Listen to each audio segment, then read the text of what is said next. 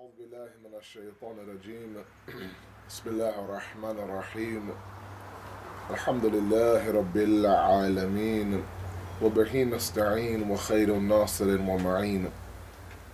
If we examine the very first verse of Surah Al-Jumu'ah, where Allah subhanahu wa ta'ala is sending us a very clear message that not only do human beings do tasbih of Allah subhanahu wa ta'ala, but also every other creation, every other sign, every other existence in this universe glorifies Allah subhanahu wa ta'ala.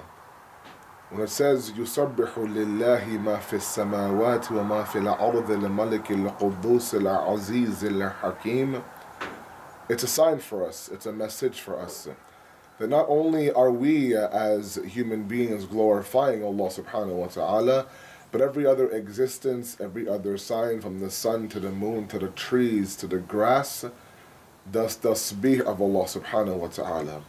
Now, while there exists many different tafsirs of this ayat, one of them that has been explained very clearly by Mufassirin is that when each existence plays its role and treads its own path, it's doing tasbih of Allah subhanahu wa ta'ala. For example, every morning that the sun rises and every night that the moon comes out, it is now treading the path of which Allah created it for, and thus doing tasbih of Allah subhanahu wa ta'ala. But the connection between doing the glorification of Allah and the love of Allah is also a connection that the Quran talks about, that of course is in our traditions. And this very logical transition between loving an entity and then glorifying that entity exists inside of us. And our connection with Allah subhanahu wa ta'ala is no different. As our love and our hubb for Allah subhanahu wa ta'ala grows, our glorification, our tasbih of Allah subhanahu wa ta'ala also grows. And Allah understands that in order for us to understand the illat, we have to first understand the ma'alul. And when it comes to Allah subhanahu wa ta'ala, again, this is very clear. There are signs everywhere all around us that one cannot deny that there is an illat, there is a cause behind the existence of all of these ma'alulat. One of the areas where Allah subhanahu wa ta'ala tries to invoke or tries to create or tries to trigger that love inside of us is between a husband and a wife. For example, when in Surah Al-Rum he says, وَجَعَلَ بَيْنَكُمْ مَوَدَّةً وَرَحْمَةً, and then he says, إِنَّ فِي ذَلِكَ لِآيَاتٍ لِقَوْمٍ يَتَفَكَّرُونَ, that this love, this placement of love and mercy between a husband and a wife, are in it, there are signs for the Ahl Fikr, for those who think about Allah, for those who ponder, who do contemplation, who do tadabbur of Allah subhanahu wa ta'ala.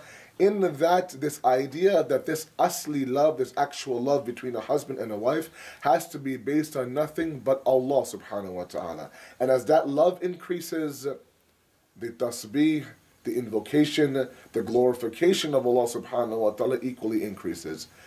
So as we look around the world and as we look inside the glorious book of the Quran, and we understand that there exists very open signs praising Allah subhanahu wa ta'ala, that should automatically increase the love that we have for this immaculate creator of ours. And not only are we to make that connection between us and ourselves, but also we are to make that connection between us and others. As Imam Jafar as-Sadiq alayhi salatu wasalam explains to us in his book Misbah al-Sharia, in the very first page of that book, where he says the essence of bondage, the essence of servitude, the essence of ubudiyat when it comes to Allah subhanahu wa ta'ala is based on four different concepts. Number one is based on the relationship between you and Allah subhanahu wa ta'ala. Number two is the relationship between you and yourself. Number three, you and the dunya. And number four, you and the nas, the men and the individuals around you. But ultimately, every other avenue should take you back to Allah subhanahu wa ta'ala. And that is the essence of Tawheed. The essence of Tawheed is not some ideology to simply believe in. It's not some noun, in fact. We say it's a verb. It requires action. And that action is to take every dimension of our life and place it on the same path pointing towards that one creator. So whether it's between me and the dunya, that should have the essence of tawheed in it. Whether it's me and, let's say, my wife or my family or my siblings or my parents or the other individuals in our community, that equally should have an essence of tawheed in it. Or whether it's the idea that me and myself, our actions, our niyyat, everything that we do, our obligations, even when it comes to those types of ibadat that are not ma'aruf shudeh, that are not known in our books to be quote-unquote ibadat, for example, salat and saum and khums and zakat, these are known ibadat. But when it comes to the idea of you, let's say, going to your work for 9 hours a day, if that niyat is correct, that equally becomes ibadat. That's why our Holy Prophet is advising Abu Dharr by saying to attach a niyat to everything that you do, hatta even sleeping or walking. So ultimately everything that you do becomes fi sabilillah, for Allah subhanahu wa ta'ala. That's why the highest awliya of Allah subhanahu wa ta'ala are those that take the 5 classifications of the amal, be it wajib, haram, mustahab, makruh, and mubah, and reduce it down to simply 2, mustahab or wajib. Even those mubah things, even those common, ordinary, everyday things become for Allah subhanahu wa ta'ala when you attach the appropriate niyat to it. And all of this, as I mentioned, is glorified inside of us when we see the signs of Allah subhanahu wa ta'ala. Whether it's the signs within the nafs of our existence, whether it's the signs within the ufuk of the horizon inside of us. One small story to understand this. There was a young man who was playing inside a small village. A man arrived on his horse in that village and stopped off at the local coffee house or tea house, tied his horse to the tree, went inside to grab a cup of tea, came outside and saw the horse was gone. He looked around very, very frantic and panicked, and he saw this young boy out in the distance. He calls the young boy over. He says, "Have you seen my horse?" He says, "That horse that's blind in one eye." And the man says, yes, that's him. He says, "The horse that's carrying grains on his back." He says, yes, that's him. He says, "The horse that's limping on one leg." He says, yes, that's him. He says, "I haven't seen him." The man grabs the young boy and takes him to the local judge and says, "Your Honor, this young boy has stolen my horse." And the young boy is asked to explain himself. The young boy says, "Your Honor, it's very simple. I saw footprints in the sand of a horse. One footprint was deeper than the other, so I knew it had a limp. And every time there was a limp, there was a small grain behind that limp. So I knew every time it limped, the grain would fall from the back of the horse.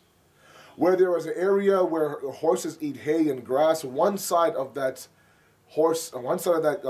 grass and that hay was eaten, the other side was not. So I knew it was blind in one eye." This individual asked me whether or not I have seen his horse. I haven't seen his horse, but everything around me tells me that it very much exists.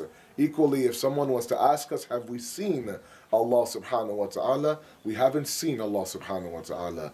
But everything around us, from the sun to the moon, to the stars, to ourselves, screams to us the idea that Allah very much exists.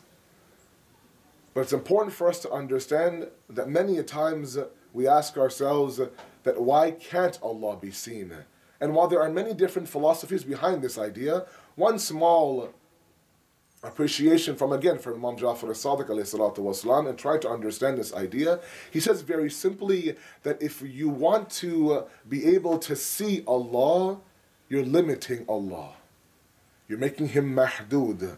Because ultimately when you see an existence, when you see an entity, it is enclosed in a certain time and a certain space. While it exists in front of your eyes, it doesn't exist, let's say, to the left of you or to the right of you or behind you, etc. So by asking Allah if whether or not we can see them with these naked, limited eyes, we're actually limiting Allah's existence to a certain time and a space. And we know that I personally do not want to believe in Allah who is limited and who is mahdud to a certain time and space, but rather I want to believe in Allah subhanahu wa ta'ala, who is everywhere and anywhere, and who is la mahdud. Wassalamu alaikum wa rahmatullahi wa barakatuh.